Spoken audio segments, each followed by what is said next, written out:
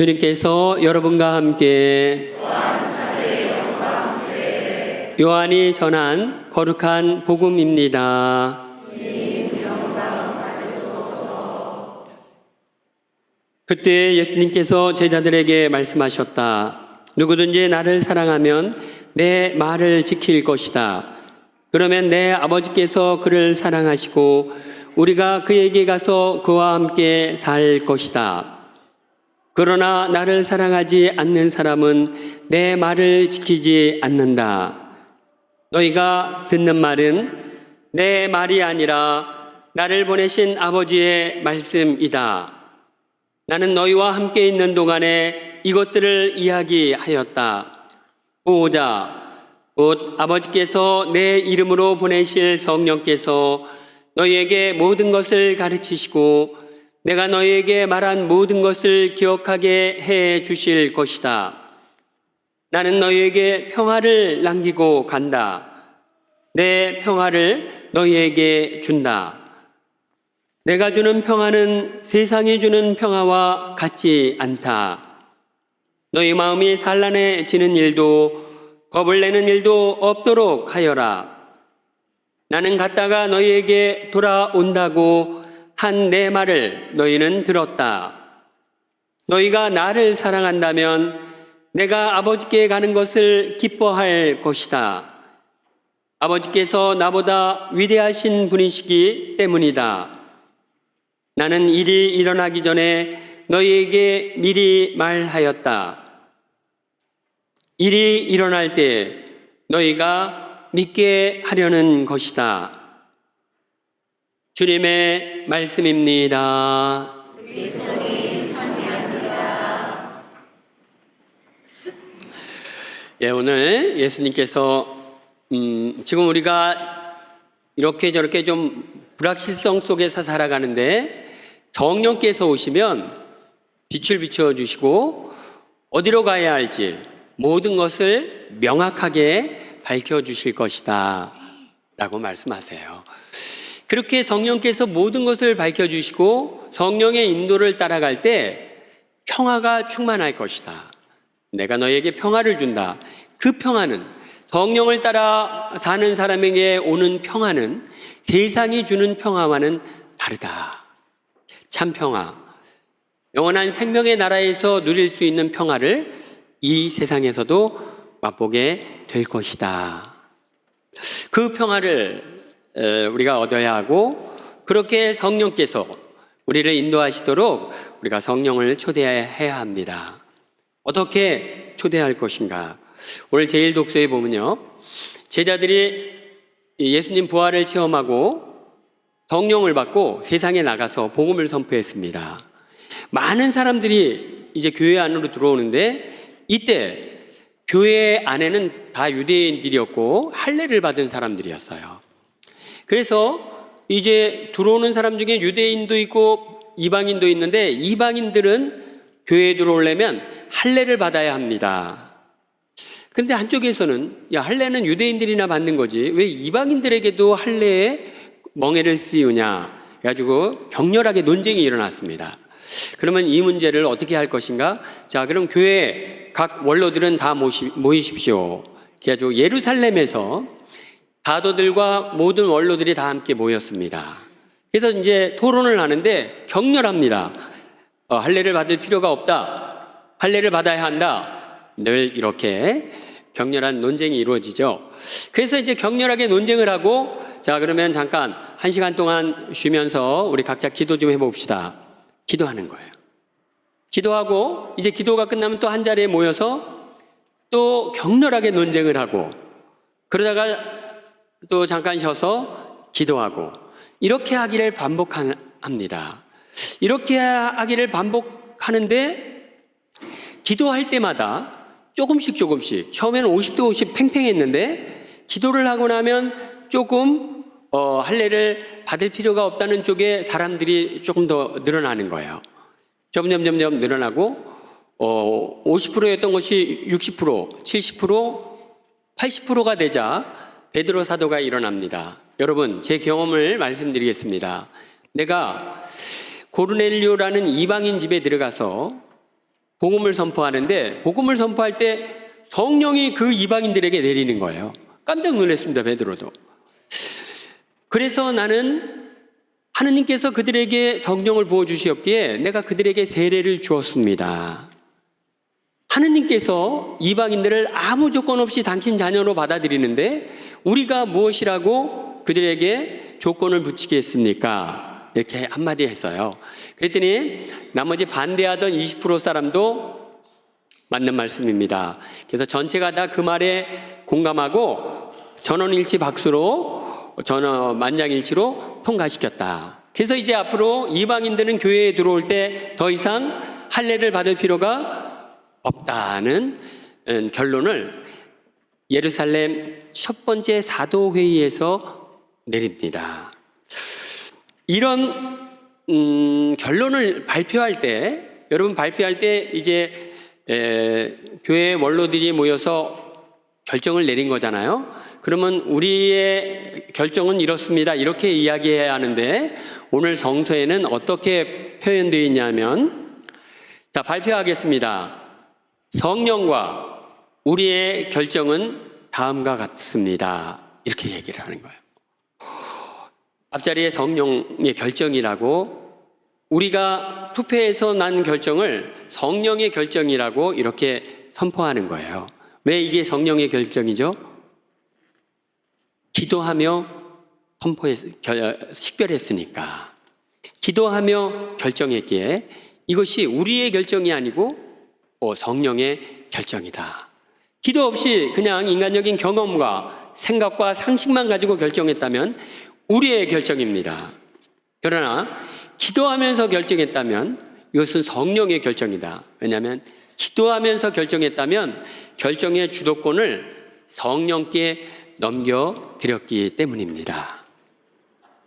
자, 이렇게 기도하며 토론하는 것은 성령께 주도권을 넘겨드리는 일이에요. 성령께 주도권을 넘겨드리면 오늘 예수님 말씀대로 성령께서 너희에게 모든 것을 가르치시고 내가 너희에게 말한 것을 기억하게 해주실 것이다 라는 말씀이 이루어지는 것이죠. 자, 이렇게 초대교회 이 결정 방법은 2000년 동안 교회에 이어져 내려왔고, 최근에 프란치스코 교황님 돌아가셨고 새로운 교황님을 뽑기 위해 회의가 있었죠. 무슨 회의죠? 콘클라베 회의를. 콘클라베 회의 방식이 딱 이 방식이었습니다. 모여서 기도하고 투표하고 50대 50, 그럼 다시 또 기도하고 투표하고 이렇게 계속 반복하면서 점점 어떤 한 사람에게 표가 모여가는 거예요. 그렇게 해서 3분의 2가 넘어가면 전체에 일어나서 기립박수로 그분을 교황으로 추대합니다. 왜냐하면 3분의 2가 넘어가면 이것은 성령의 뜻이라고 받아들이기 때문에 그래요. 이것을 콘클라베 회의 방식이라고 이렇게 이야기합니다. 우리가 막장 토론이라는 것이 있습니다. 막장 토론은 여러분 누가 이기죠? 힘센 사람이 이겨. 그러나 힘이 세서 그 목소리가 세서 결론을 내렸다면 그 결론은 평화를 가져오지 않습니다. 인간적인 결정이게. 그러나 기도하며 어떤 결정을 내렸다면 그 결정은 성령의 결정이고 평화를 선물로 준다는 것을 우리는 알게 됩니다. 이렇게 평화가 성령께서 주도하는 결정이 내려졌고 평화가 주어지면 이제 그 평화의 열매는 아름답습니다. 오늘 제2독서에 보면 하늘에서 예루살렘 도성이 내려오는데 온통 모든 게 다 보석으로 되어 있는 거예요. 바닥은 수정으로 되어 있고 담은 홍옥, 다이아몬드, 비치옥, 황금 기둥 모든 게 다 보석과 황금으로 지어진 예루살렘 성전이 내려오는 거예요. 그 도성에는 성전이 없었다. 하느님과 어린 양이 성전이었고 그 성전에는 해도 달도 없었다. 하느님께서 또 어린 양이 빛을 비추어 주셨기에 해도 필요 없었다. 다시 말해 그 도성은 성령께서 이끌어 가시는 도성이라는 것이죠. 성령께서 이끌어가는 도성일 때 이렇게 눈이 부시도록 아름다운 도성이 된다. 그러므로 여러분, 우리가 어떤 결정을 내릴 때 정말 내 생각, 경험, 내 영향력으로 어떤 결정을 내리려고 한다면 그 결정에는 열매가 그렇게 아름답지 않습니다. 그러나 부부간에 가정 문제를 결정할 때 부부가 함께 논의하고 잘 계속 팽팽하면, 우리 잠깐 기도하면서 묵주기도 5단 하고 나서 다시 한번 만납시다. 5단 하고 나서 또 만나서 얘기 나눠보고, 그래도 아니면 또 5단을 해서 만나고, 자꾸 이렇게 얘기하다 보면 어떤 한쪽으로 마음이 자꾸 이렇게 모여지기 시작합니다. 그것 바로 그렇게 기도하며 결정할 때 성령께서 드러나시기 시작하고 성령이 주도해서 이끌어 가시게 되고, 결국 그 모여지게 되는 마음은 성령께서 원하시는 길이다. 그 길을 선택하면 열매가 풍요롭고 아름답습니다. 그렇게 부부가 어떤 결정을 내리는 가정은 오늘 성전에서 하늘에서 내려오는 예루살렘 도성처럼 눈이 부시도록 아름다운 가정이 될 것입니다. 그렇게 콘클라베 토론 방식으로 기도하고 토론하고 그렇게 매번 결정 내려가는 공동체는 눈이 부시도록 아름다운 공동체가 될 것입니다. 이제 우리 대한민국 곧 또 중요한 선택을 해야 되는 선거를 앞두고 있습니다. 우리가 정말 내 경험이나 내 선입견이나 이 부분이 아니라 기도해야 합니다. 기도 충분히 듣고 기도하고, 저도 이제 얼마 전에 2차 후보자 TV 토론회가 있었는데 저도 봤어요. 유의 깊게 봤습니다. 무슨 말을 하나, 무슨 비전을 갖고 있나, 정말 잘 들었고, 그리고 곰곰이 숙고하면서 앞으로 대한민국을 이끌어갈 지도자가 누구인가를 숙고했고, 다음 이제 3차 한 번 더 남았는데 저는 또 함께 보면서 이렇게 마지막까지 기도하고 숙고하고, 정말 내 선입견이 아니고, 요즘 얼마나 가짜 뉴스가 많이 판이신입니까? 가짜 뉴스에 휘둘리지 않고 기도와 정확한 정보, 가장 정확한 정보는 후보자 토론회가 가장 정확한 정보죠. 그래서 여러분들이 이렇게 결정해서 우리가 대통령을 선출한다면 대한민국은 앞으로 눈이 부시도록 아름다운 나라가 될 것입니다. 오늘 초대교회에 어떻게 서로 다른 의견들을 일치해 가는지를 우리 보여주고 있습니다. 그리고 교회는 2000년이 지난 교회는 교황님을 선출할 때 바로 그 방식으로 선출했습니다. 우리도 이제 매 일상에서 서로 의견을 모아 가야 할 때 목소리만 높일 것이 아니라, 감정만 앞세울 것이 아니라 경청하고, 이웃의 말에, 상대방의 말에 경청하고, 그리고 하느님 앞에 앉아 예수님의 말씀에 경청하고, 그리고 마음 가는 쪽으로 뽑는다면 그 선택은 평화를 가져다 주고 또 아름다운 열매를 맺게 될 것입니다.